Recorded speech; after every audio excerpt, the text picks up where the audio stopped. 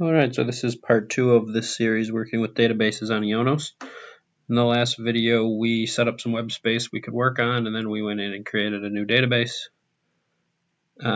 We obtained the connection string from IONOS, connected to the database from our PHP page, and where we left off we just had this simple example where we've got a page, it just says database example and this connected string. So when we break the connection it throws back the error.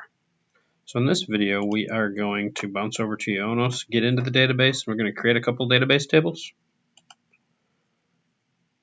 and then populate them with some data, and set up a couple of relationships, foreign keys to primary keys, and from there we're going to begin working with that data.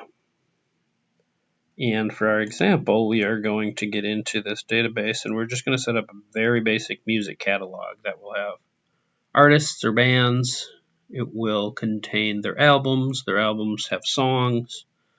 The album may have a genre type. We'll see what we all get into, but it will give us a good feel for how database tables are created. And since everybody kind of understands how music works, with the idea of bands have albums, albums contain songs, that will make it easy to kind of understand how this database will get laid out.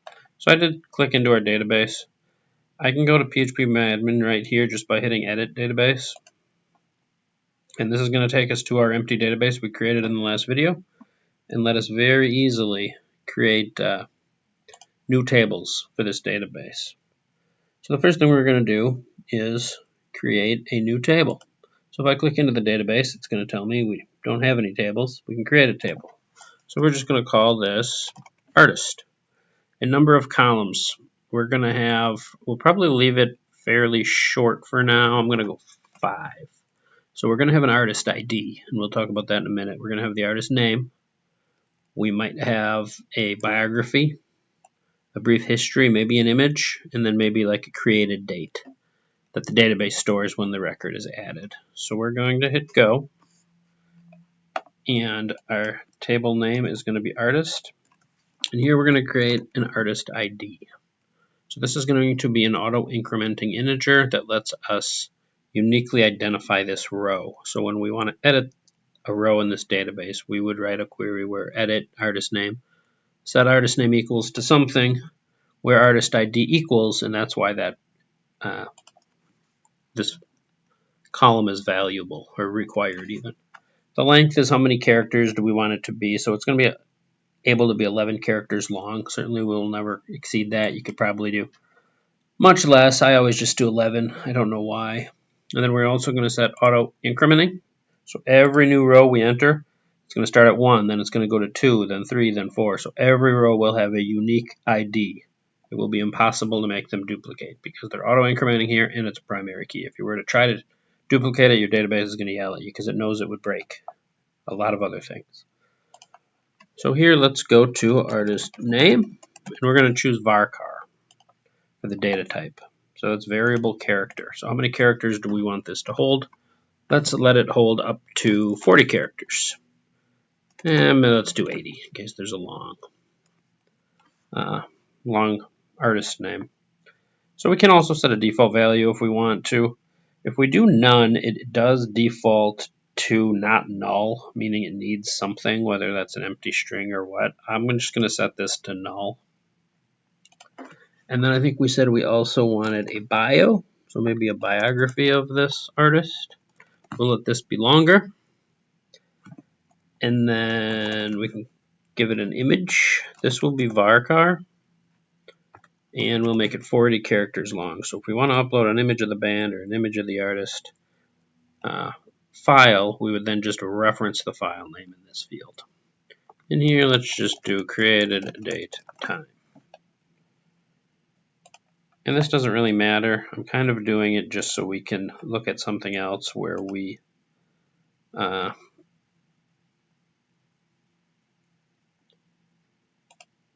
set this as a default, so current timestamp. So this should default to the current UTC date time right now. So if I were to preview this, we'd see the SQL it's going to generate. I can just hit save. So we're going to click Save. And now we will see we will have our database table. So if we browse, there's nothing here yet.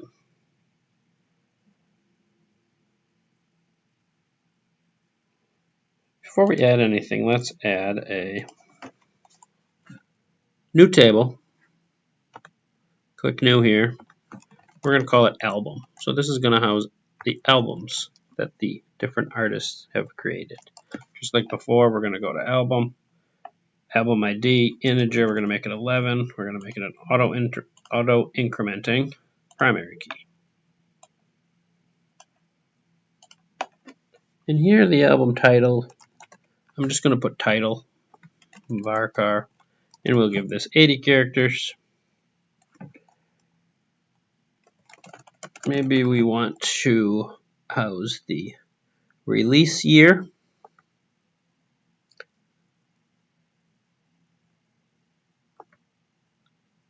We can do date. If I'm ever curious as to what is a date type versus date time, so before we chose date time, here we choose date. So if I want, I can just go to MySQL date format. So here it's going to be a year, month, day. We don't really care the time it was released. That's why I chose date time. But you can do this for any database field, data type you would need to look up. Google is handy. And we'll also do a created date time. So here again we go date time, default, current timestamp. So we have the album ID, the title, the release year, and the created date. We don't yet have the artist. So what is the band or artist that released this? This table does not yet house that. So I'm going to click Save, and we're going to add that back in a second. If we browse, we can see the columns we have here. So what we need to do is we need to add another column for the artist. And I'm going to do this twice. So we're going to add one column, and we're going to make it after album ID. We're going to hit Go, and we're going to call it Artist. Let's make this varchar, maybe 40 characters. So we hit Save. So let's insert. We're going to create a new album. Let's just say the artist is The Killers, just because I know a lot of their album names. The album title is Hot Fuss. The release year is I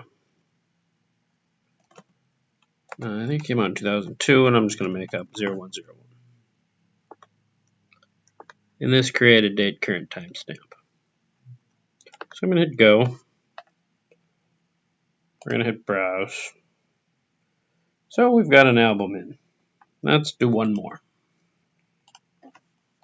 Let's do The Killers again. The Killers, they have a album called Day and Age. Release year, I'm just going to guess 2007. We might fix these, we might not. So I could go through and fill out all the 10 albums the Killers have, and what you end up seeing is that you repeat this data often. The Killers, the Killers, the Killers. So if you were to do a search on this, it has to do a full column or a full table search looking for this string, and it's not very efficient. So what databases are good at is they are good at, instead of repeating this data and searching through it, what we can do is put this artist over here. So let's just do The Killers from Las Vegas, Nevada is their bio. And I don't have an image of them yet, but I'm confident we will find one. So now we have an artist ID 1, we have The Killers, and the rest of their info. So now if we go to albums, instead of doing this artist name, we are going to add a column after artist, and we're going to call it artist ID. We're going to make it an integer. We're going to make the length 11. We're going to default it to 1, only because if I don't and we try to make it an index, it will fail. So now we go to browse, we have artist ID, points to the killers in the other table, and we have artist the killers. So let's go to the structure. We don't need the artist name anymore. We're going to drop this. We have artist ID. So if we go browse, it's artist ID 1. Where does it get that value? It gets it here. So here's artist name 1. So what we do want to do now is what's called index this artist ID. So we're going to go to more, we're going to click index. So this means the database is going to do some extra work in the back end to make this easier to find and to reference the other table. So we also need to, including indexing it, we need to set the relation view where we want to kind of map it to its related table. So this album.artistID points to artist.artistID. So now we can write queries that we could search for all artists titled The Killers and then join their album in that query. And it will very quickly, in milliseconds, find it, even in a mix of millions of records. So here we have artists. Let's add one more just so we have a couple. We'll go Taylor Swift. I don't know much about Taylor Swift. Born in Nashville, maybe? And tswift.jpg. So now we have a database with a couple of artists, a couple of albums. And what I'm going to do now is take this offline a bit and import a larger set of data that we can work with, because the next step is going to be then modifying this front end, or modifying a front end to work with this data in the back end.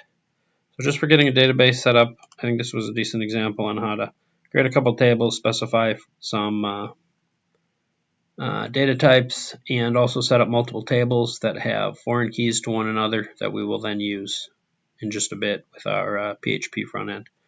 So the next video, we're going to put together the PHP front end based on this database. So we will actually have a front end. This page will be interacting with this database. So tune in for that. It'll probably be posted the next day or so. So I guess we'll talk to you then.